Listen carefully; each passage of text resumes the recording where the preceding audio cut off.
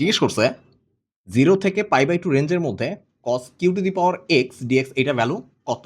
আবার আরেকটা কোয়েশ্চেন দেখো 0 থেকে π/2 রেঞ্জের মধ্যে cos to the power 5x dx এইটার ভ্যালু কত?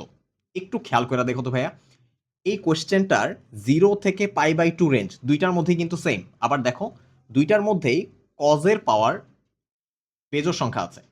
আমরা যদি কোনো একটা ইন্টিগ্রেশনের ভ্যালু এইরকম দেখি যে তার রেঞ্জটা 0 থেকে π/2 রেঞ্জের মধ্যে আছে, আর এই জায়গায় ফাংশনটা হচ্ছে সাইন বা কজের পাওয়ার হচ্ছে বেজোড় সংখ্যা, তখন কিন্তু আমরা একটা শর্টকাট ইউজ করতে পারি।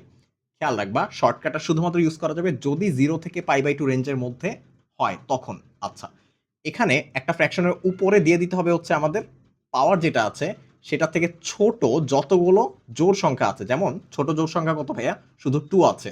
আর নিচে বসাবো হচ্ছে এই পাওয়ারটা সহ যতগুলো ছোট বেজোড় সংখ্যা আছে। তাহলে এখানে আনসার আসছে কত ভাইয়া? 2/3। তাহলে এখানে আনসার হচ্ছে সি। সিমিলারলি এই কোশ্চেনটার ক্ষেত্রে দেখো, আমার এখানে cos to the power 5x আছে, এটা একটা বেজোড় সংখ্যা। তাহলে আমার এখানে কি করতে হবে?